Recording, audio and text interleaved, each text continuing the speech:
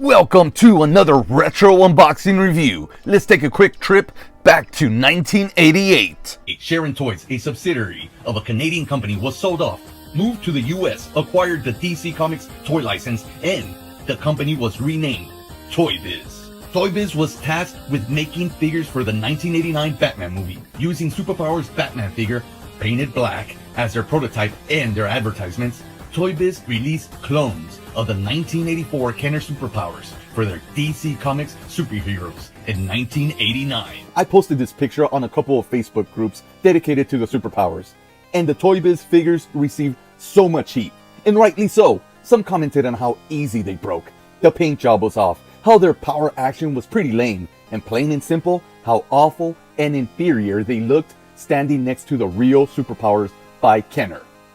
I've unboxed, reviewed, and compared a few ToyBiz figures to the superpowers and found that most seem to be crudely molded out of the Kenner figures, like cheap knockoff figures.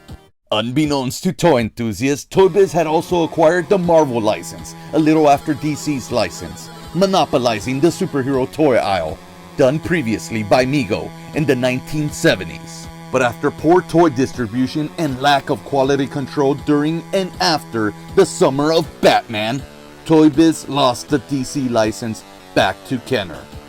Without losing a step, in late 1990, ToyBiz launched the Marvel Superheroes toy line, setting kids up to throw away their broken Justice League and hoping that on Christmas morning, they'd be able to assemble the Avengers. Assemble. There's new action in the universe from Marvel Superheroes. Spider-Man! Dr. Octopus! I'll bend Dr. Octopus in half, Captain America. No time, Hawk. My shield will cut him down to size. Meet your doom, Surfer. Not so fast, Doom. Take him, Surfer. Marvel Superheroes are each sold separately from ToyBiz.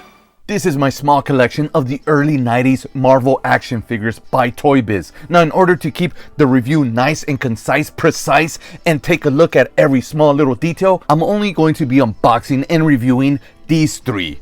All Series 1, all Avengers. The prototypes look the same as what we got in stores, except for Spider-Man suction cups that were painted red.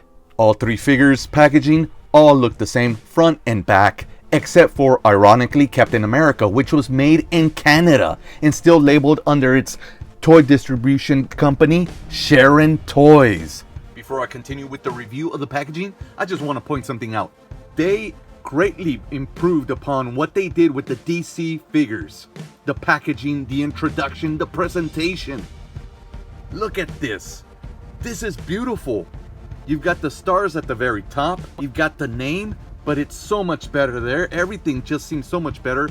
You got this gold dotted background, but here you've got comic strip background. That is awesome. And then you've got some pretty good art on the front of these. It looks like Jack Kirby's work. Everything just seems so much better. Even the figures seem to pop because of that comic background. Now on the back, you've got this. Compared to that, that's undeniably Jack Kirby's illustrations. Probably because they still didn't have all the figures ready, they're using Jack Kirby's art to present all the figures that you can collect, plus vehicles and a playset. On the American cards, you've got 50% off Marvel Comics, which was struggling at the time. On the Canadian version, you've got his bio in French. C'est la vie! Out of all three, Captain America has to be my favorite one in packaging. The red, white, and blue pop beautifully in this packaging with the gray comic background. The artwork, the figure, shield launcher avec lance-bouclier. On the back, as we've seen, all the figures that you can collect in the series, and it's got a little tiny bio because the rest of it are instructions on how to use his shield launcher. Then at the bottom, it's in French. One small little detail that I believe they missed out on was having a little cutout bio for each figure.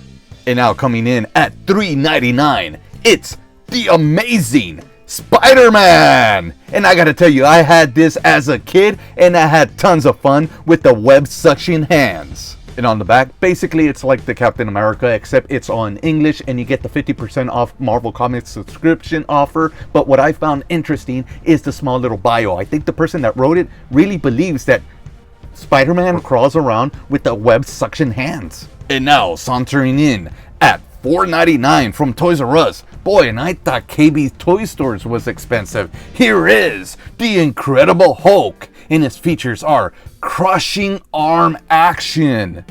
And on the back, it's basically like the last, except on this one, you've got the Incredible Hulk, and you've got a small little tiny bio and instructions on how to use his feature. The first I'm going to be unboxing is the All-American French Canadian.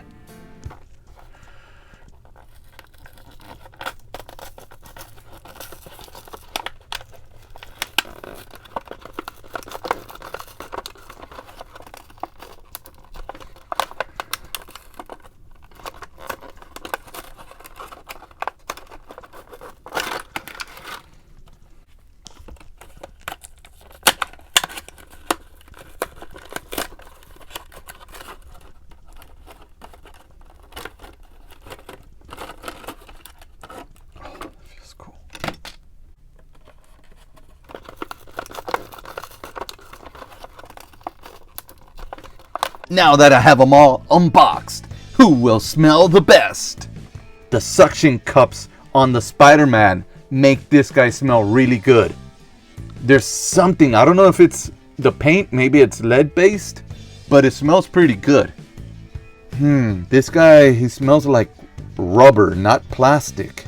I'm going to have to say Spider-Man smells the best because of those suction cups and because I used to play with this guy and that brought back a lot of remember berries. With all the looking back, reviewing and inspecting everything, this video is starting to run a little long. So as not to bore my audience, I'm going to have to split it up into the unboxing and then the review. So as not to miss out on the review part, don't forget to like, subscribe, comment, and hit that notification bell. And please hang around my channel just a little more and click on all the other action figure and wrestling stuff.